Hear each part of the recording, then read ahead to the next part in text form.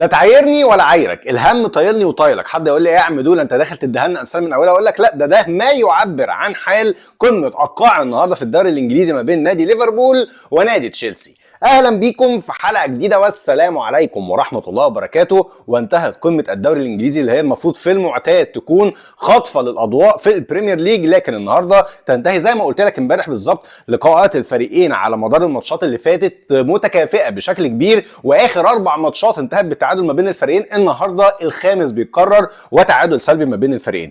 لقاء يا جماعه بيعبر بشكل كبير جدا عن سوء مستوى فريق تشيلسي بعد التخبطات الرهيبه اللي عدى عليها بعد خروج رومان ابراهيموفيتش من الفريق، ورغم الصفقات الجديده اللي تشيلسي جايبها ولغايه دلوقتي داخل في الصفقه السابعه اللي هكلمكم عنها بعد شويه، لكن الفريق لسه غير منسجم. اما فريق ليفربول فواضح جدا ان هو بيمر بفتره سوء مستوى كبيره جدا بعد ما العناصر الاساسيه بتاعته كلها مستواها بقى في الارض، وده اللي عبر عنه سر احداث الماتش. حد يقول لي ليفربول كان غريب جدا يا دول النهارده وهو بيلعب دفاع منطقه وبيلعب على الهجمات المرتده، ما انا هقول لك لان ده سبب هبوط مستوى العناصر الاساسيه بالنسبه للفريق. خلي بالك اهم حاجه في فريق ليفربول على مدار السنين اللي فاتت ان كان خط دفاعه الاول هو خط الهجوم اللي كان بيضغط شراسه غير معتاده على حدود منطقه جزاء الفريق الخصم. ليه يا جماعه؟ محمد صلاح وساديو ماني وكانوا دياز كان ضغطهم جبار باتم معنى الكلمه، لكن مع رحيل ماني مع عدم وجود دياز مع الهبوط المخيف في مستوى محمد صلاح اصبح فريق ليفربول قدامه حاجه واحده، ان هو يتراجع لبعد نص الملعب ويدافع دفاع منطقه ويلعب على الهجمات المرتده، وده اللي خلى فريق تشيلسي مع الافراد اللي عندهم مهارات ممتازه جدا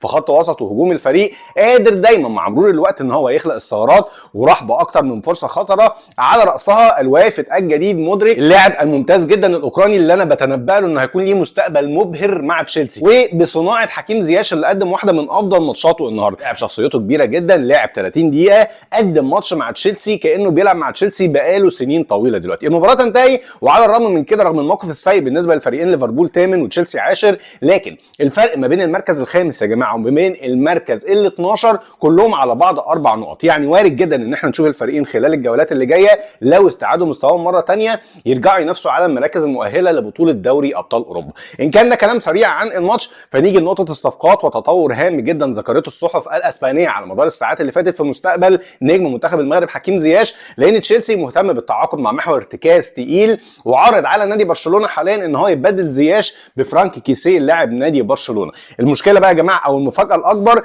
ان تشيلسي بيخطط للصفقه دي، وفي الناحيه الثانيه عايز يضم مين بقى؟ نجم نادي ريال مدريد كامافينجا. الاخبار طلعت على مدار الساعات اللي فاتت بتاكد ان اللاعب اللي لعب 26 مباراه مع فريق ريال مدريد، لكن 5 منهم بس اساسي من بدايه الموسم لغايه دلوقتي، ممكن يكون منفتح على الخروج للدوري الانجليزي من بوابه ارسنال او تشيلسي، لكن الاقرب في الوقت الحالي هو نادي تشيلسي للحصول على خدمات اللاعب. ان كان ده سريع عن اجواء المباراه النهارده، نيجي بقى لاجواء المباراه بتاعت بكره اللي اتوقع انها هتكون قمه بجد وممتعه باتم معنى الكلمه. ارسنال وفريق مانشستر يونايتد. المباراه اعتقد انها هتكون متكافئه جدا، لكن هيكون فيها اهداف. الغيابات متكافئه ما بين الفريقين، مانشستر غايب عنه كازيميرو بسبب الانذار الخامس اللي خده في مباراه كريستيال بالاس، اما فريق ارسنال غايب عنه جابرييل خيسوس، وده طبعا اكيد تاثير هيكون مهم جدا على المستوى الهجومي. لكن نيجي بقى للخبر الاهم يا جماعه، وهو التعاقد اللي ممكن يكون تعاقد الموسم الصيفي اللي جاي، وهو هاري كين الى نادي مانشستر يونايتد. طلعت اخبار خلال الساعات اللي فاتت بتقول ان مانشستر مهتم بالتعاقد مع ماركو رويس مهاجم نادي بروسيا دورتموند، لكن الاخبار اتنفت بسرعه. رويس خلال الاشهر هيتم عمل 34، لكن الاخبار ابتدت تاكد ان قصه الصيف اللي فات ما بين هاري كين ومانشستر سيتي هتتجدد الصيف اللي جاي ما بين اللاعب وما بين نادي مانشستر يونايتد. تين هاج عايز اللاعب باي ثمن، واداره توتنهام موقفها مختلف جدا عن الصيف اللي فات، لان هاري كين يا جماعه اللاعب البالغ من عمر 29 عام زهق من كونه ما بيحصلش على بطولات مع توتنهام، لكن اللي يفرق اكتر ان اللاعب دخل في ال 12 شهر الاخيره من عقده اللي هينتهي في شهر 6 2024. وهنا دانيال ليفي رئيس نادي توتنهام يعني زي ما بنقولوا ايه ما بين المطرقه والسندان، يا اما يستفيد ان هو يلحق يبيع اللاعب لان هاري كين رافض تماما ان هو يجدد، واللاعب حاليا قيمته على الترانسفير ماركت 90 مليون، هل ممكن يعاند معاه ويخسره ببلاش الصيف اللي جاي، ولا هيرضخ لرغبات مانشستر يونايتد ويسمع العرض بتاعه ويلحق ان هو يخلي اللاعب يوقع باتفاق مع نادي توتنهام عشان يستفاد ماليا؟ اعتقد ان الصفقه دي لو تمت هتكون الاضخم في الموسم، وانتوا كمان قولوا لي توقعاتكم، هل فعلا هاري كين هو المهاجم الانسب والمطلوب لنادي مانشستر يونايتد والصفقه هتتم ولا لا؟ وبس دي كل النقط والاخبار والتحليلات اللي حبيت اذكرها في حلقه النهارده. يا رب تكون الحلقه عجبتكم، استاذنكم لا تنسوا الدعاء ادعي للوالد بالرحمه والمغفره رحمه الله عليه وكل امواتنا جميعا، واشوفكم على خير بعد الماتش ان شاء الله. قولوا لي توقعاتكم في التعليقات تحت. شكرا ليكم ودمتم بخير، والسلام عليكم ورحمه الله.